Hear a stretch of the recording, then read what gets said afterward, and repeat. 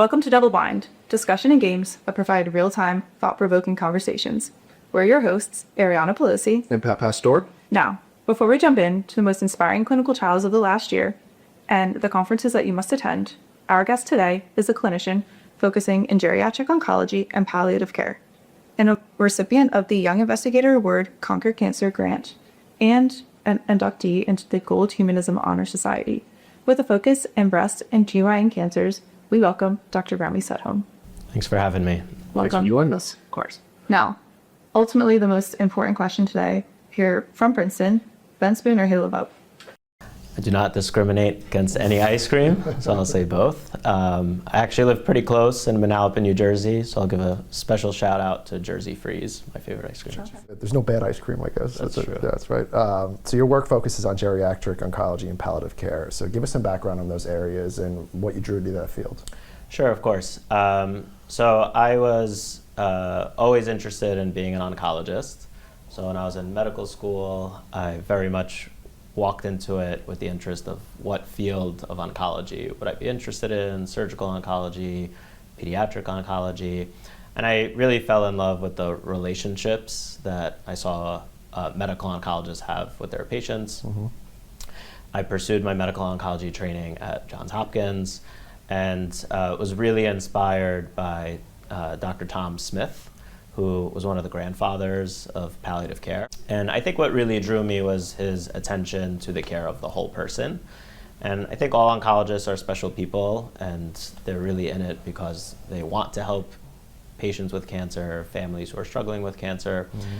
What I really appreciated about palliative care was an opportunity to shape the patient's experience and to shape the field of cancer to never lose touch of care of the whole person. So I actually pursued specialty training in palliative care. So after I did my medical oncology training, I went to Memorial Sloan Kettering to do a year in palliative medicine. And when I pursued my first job, I actually fell in love with an opportunity at Penn Medicine to help start their community program locally here in Princeton. And one of the biggest surprises was working in the community. The patients looked very different than I was used to working in both inner city Baltimore and in New York City. Mm-hmm. I think my first day of clinic, I had a 93-year-old with advanced cancer, and I don't ever recall seeing an older adult to that degree mm-hmm. during my training. And I thought at that point I was pretty appraised with the literature and what the evidence says, and the deeper I dive into the journals, I would recognize there was very much an exclusion of these patients from landmark drug trials. So it was largely an unknown of how to care for them. Mm-hmm. And I actually found that geriatric oncology was a great opportunity to understand the unique aspects of caring for an older adult. Their priorities are different, their goals are different. The drug doses that we give them, we're not sure what we should do. So it's been I think, academically inspiring field and a very curious one, because even the biology of cancer in older adults is often very different.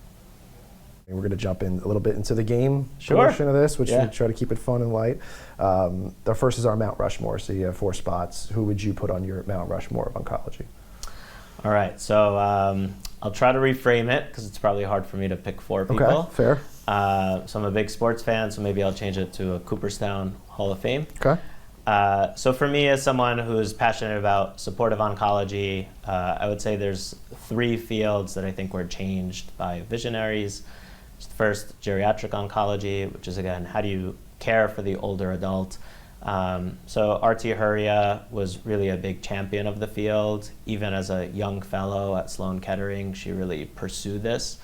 And between her, Hai Mas, Supriya Mohili, there's a lot of, I would say, trailblazers that really opened up this specialty field in cancer care.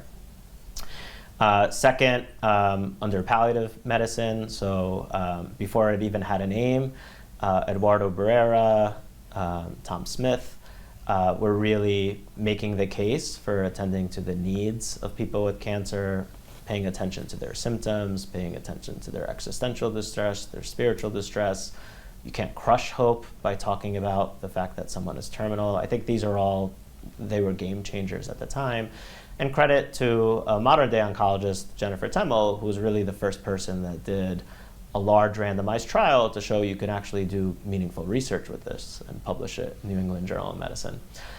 In the last field, psychosocial oncology, so Jimmy Holland, while not a medical oncologist, a psychiatrist, I think really started this program at Memorial Sloan Kettering, and it's something I've recently delved myself in and have found it to be really, really meaningful. So a statistic that I was not aware of as an oncology trainee is, 1 in 2 patients with cancer experience pathologic distress or anxiety when diagnosed with cancer. And similarly, in the bereavement phase, caregivers have very high rates of depression and anxiety. So it's really important to address this whole continuum of whole person care. So for me, those would be my Cooperstown Hall of Fame inductees. Hall of Fame. They're like the, We had to change this, actually. Yeah. It's also better than Mount Rushmore.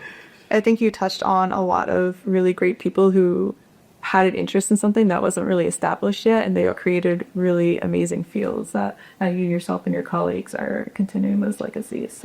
So since we changed it up to Cooperstown, who's your baseball team? New York Yankees, which is hard to say as a Penn Medicine employee. They're very Very New Jersey. Yeah, it's fine.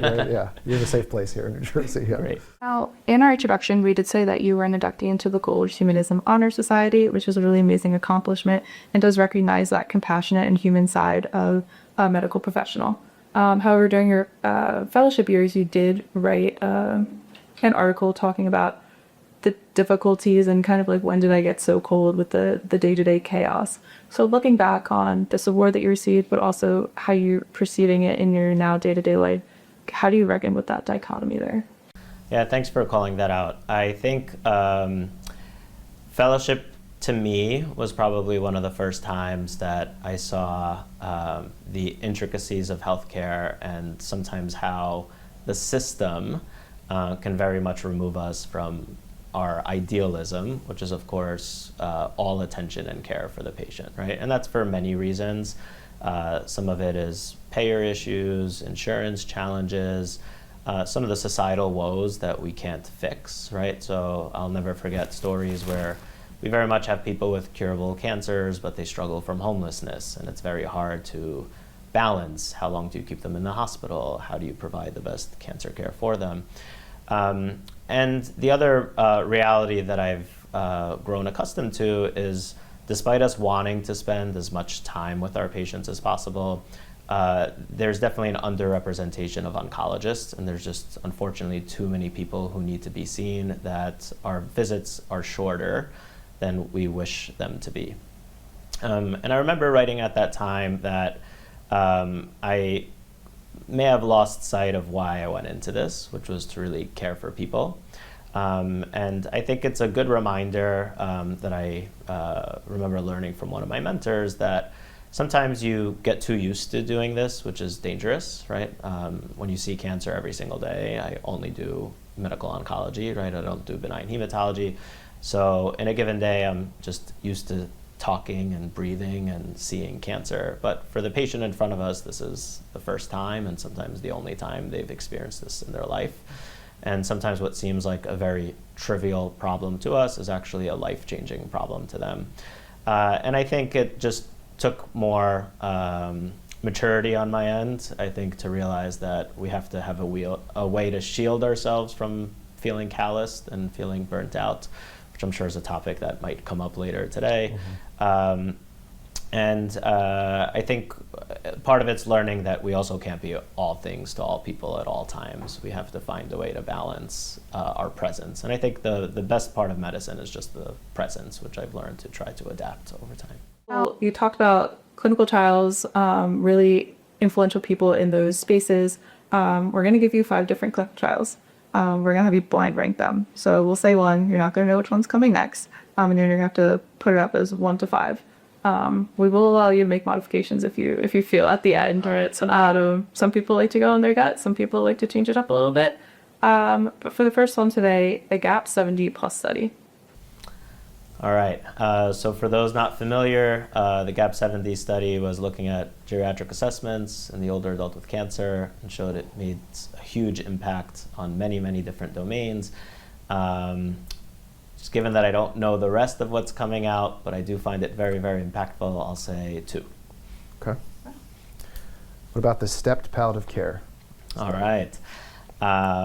So credit to Jennifer Temmel, who I was talking about before. So the stepped palliative care study was a follow-up of her initial trial integrating palliative care for patients with advanced lung cancer that actually showed an overall survival benefit. It also showed improvement in quality of life and distress scores.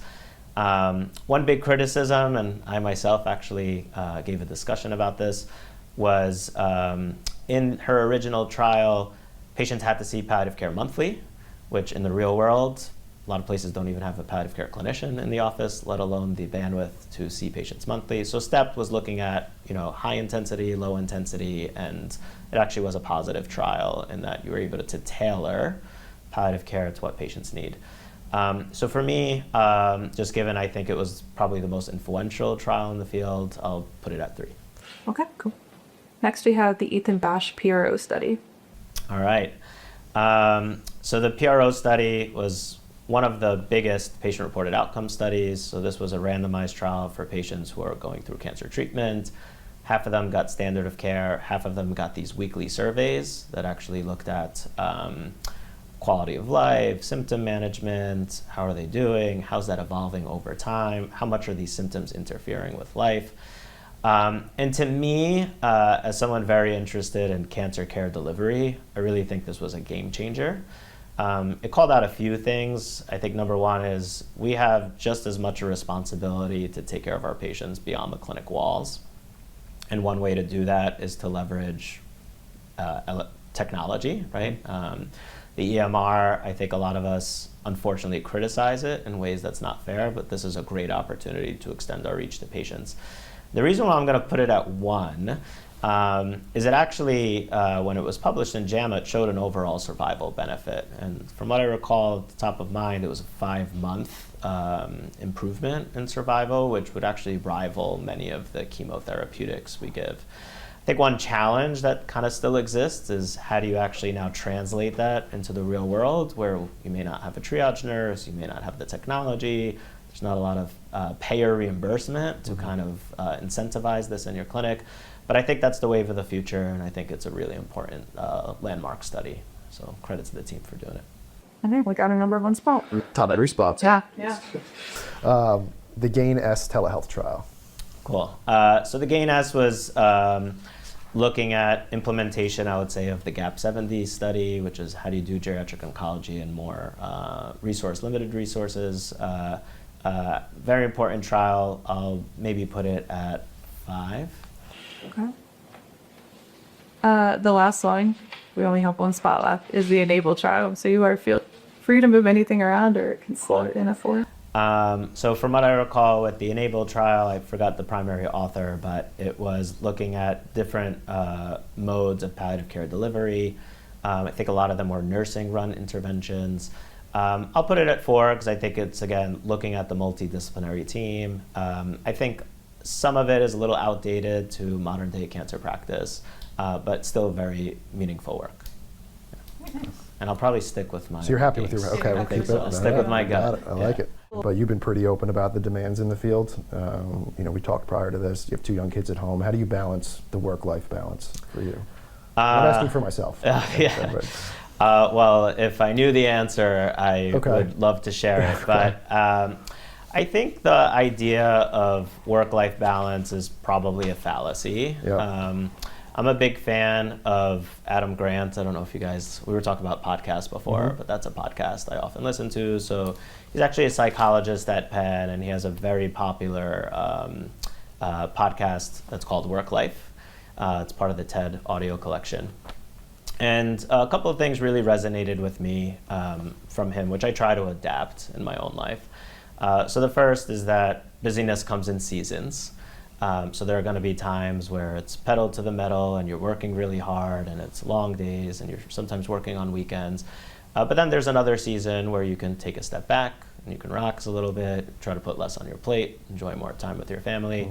And I found that that is easier for me than trying to make sure every day or every week is balanced, because that's probably not an achievable goal. If you're in academics, there's often a grant deadline you're doing. If you're in community practice, there's sometimes just a wave of new referrals that come in that you have to attend to.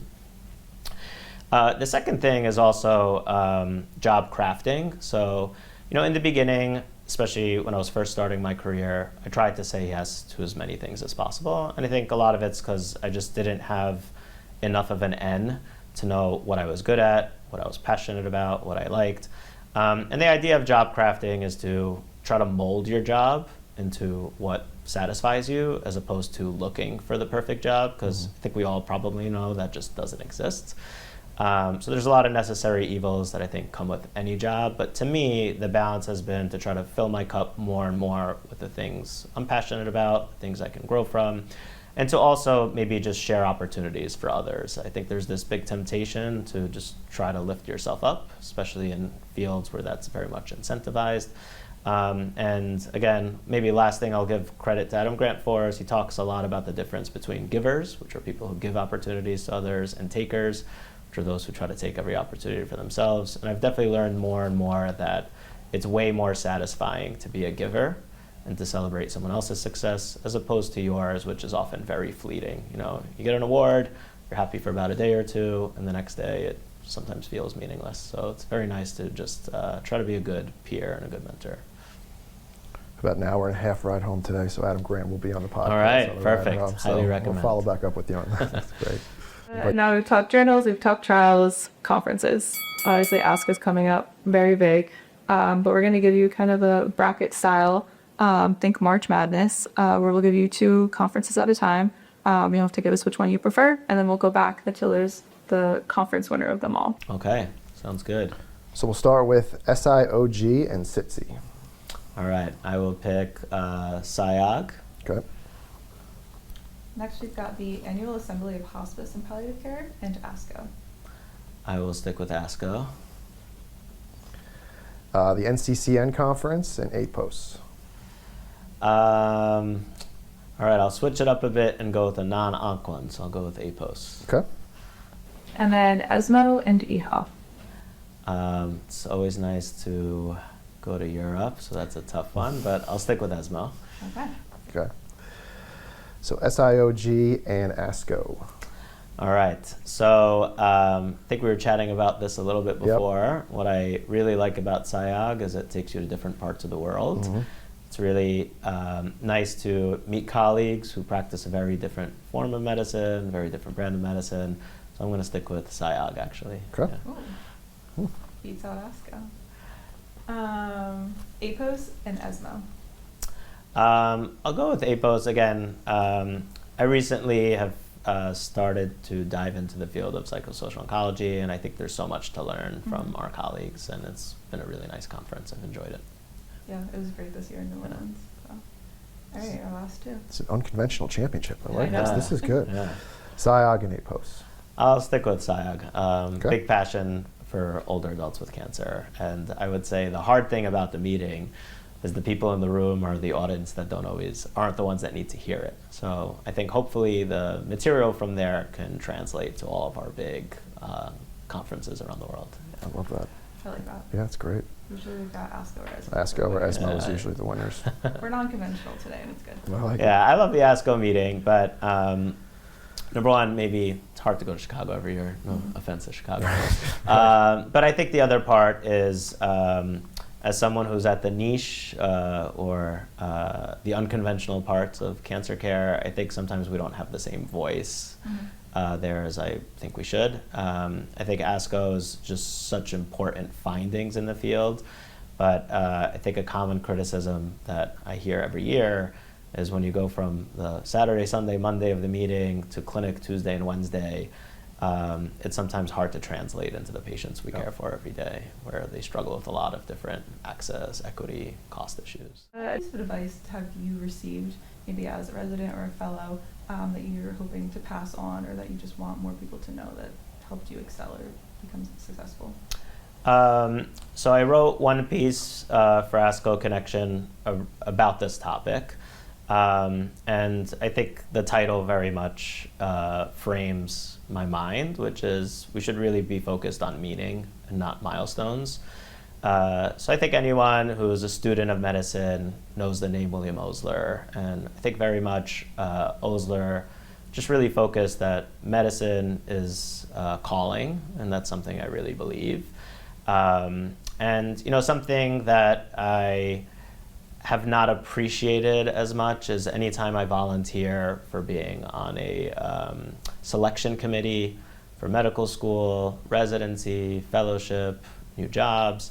There's very much this evolution, I think, of what people write. So when someone's applying to medical school, it's almost guaranteed that you're going to find a theme that they're in this because they want to help people, or they had this experience with a loved one or a friend who was sick and how it changed their life, and how health is something that could be taken away from you any day, and it's this pride and this joy to help someone during a tough time.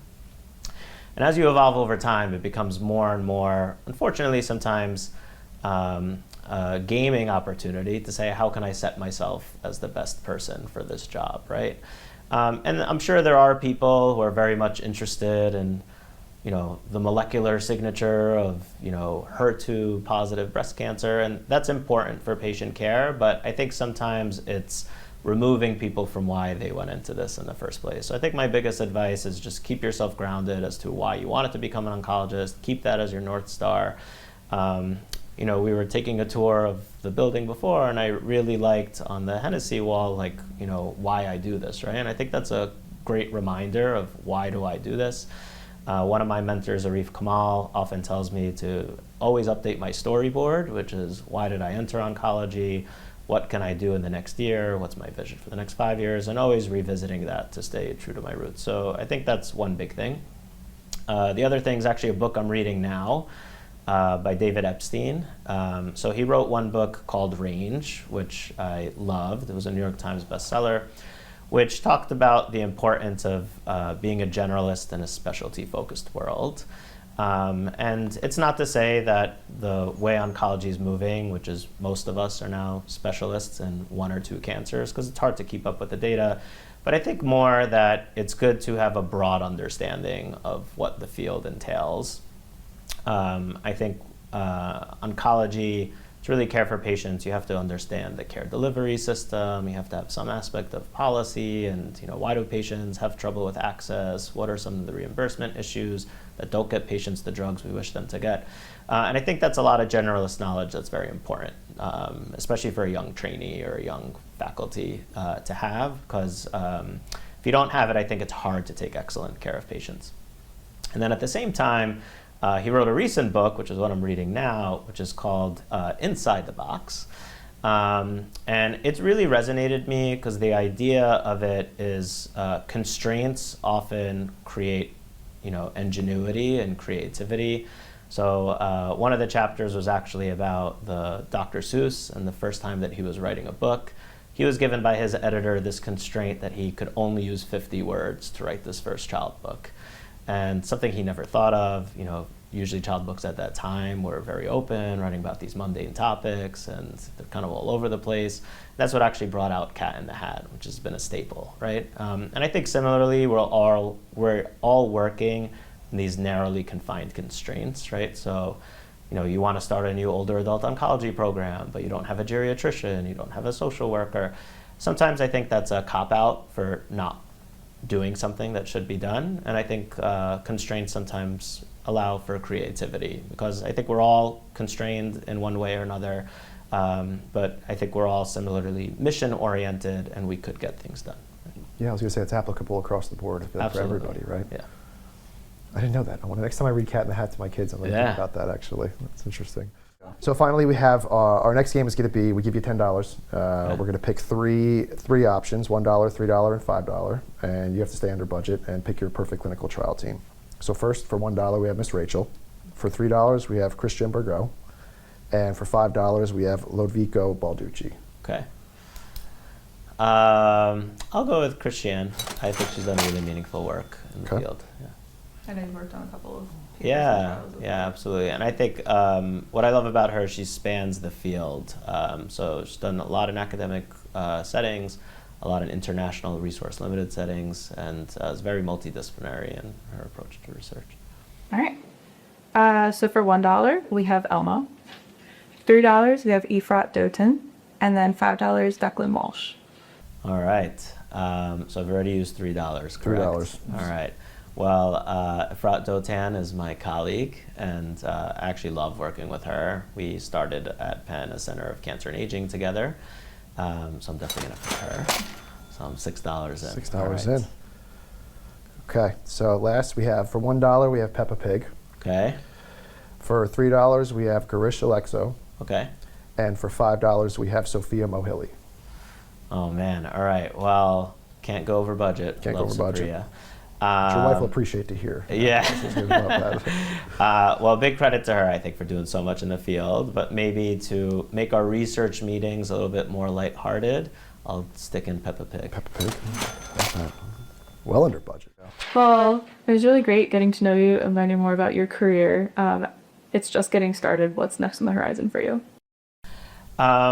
So again, I feel very, very fortunate to have great opportunity, some of which has just come upon my lap due to chance, and I think some of which is due to having an open mind. So we talked about before how I kind of did my training set up to be a dual trained medical oncologist, palliative care specialist. I didn't actually mention when I was at Hopkins, I very much was focused on genitourinary diseases. So my mentor, Mike Carducci, was the head of GU Cancers, did a lot of work with Emmanuel Antonarakis, who's a big guy in prostate cancer. When I took my job, I really focused on a job that was good for career growth and opportunity and ways to learn and to, I think, make impact in an unconventional way, which is in the community. So I brought that mindset to my current job at Penn Medicine, where I don't do GU cancers, I do breast cancers, I do a lot of gyne cancers, and I was the guy who kind of tried to skip out on gyne on clinic when I was in training, but I've learned to love it. And I think it's that mindset that you could learn to love anything.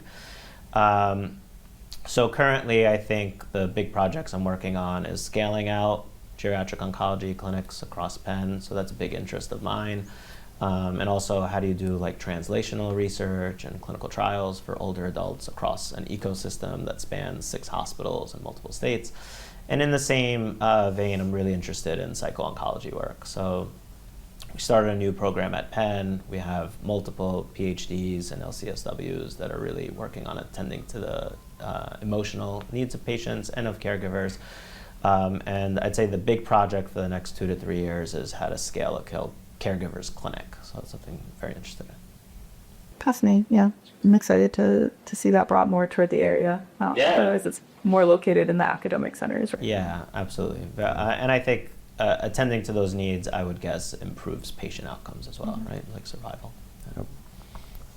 Well, now that we know you're local, Yeah. we'll be having a lot more of these discussions, which is great. So that's a wrap for Double Blinded. Dr. Sedhom, really appreciate you joining us today. Yeah. Enjoyed this conversation. Thanks for having me, and thanks for all the education you do. I think it's very, very important work. It's good having you. Yeah, absolutely. And I have my podcast on the way home. All right. So yes, thank you for sounds that good. too. Yes.